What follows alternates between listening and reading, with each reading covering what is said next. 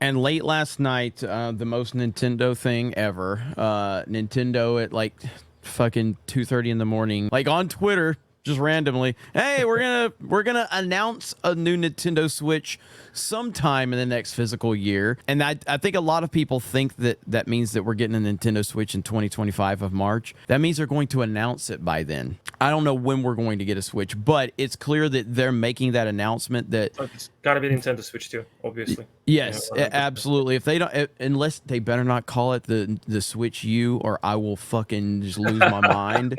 Don't call it the Switch U, Nintendo, please, for the love of all. What kind of kills me, is that there's like Nintendo being like this perfect example in industry and across the industry and in between the industries, right? And entertainment. That if you grow and respect your core audience, like with the titles that they like, you're gonna be like super successful. It's literally like every new console, every Nintendo player playing like 5, 6 games all over again in different versions and variations, right? It's like if you're a Nintendo fan, you're playing Mario, you're playing Donkey Kong, you're playing like Mario Karts, like you're playing like a couple of other games like a Super Metroid, whatever, right? And everyone are super happy. And then there is a bunch of these other companies who are like, no, we actually want to screw up our core audience because we want to expand to the new audiences. Everyone like, what are you doing?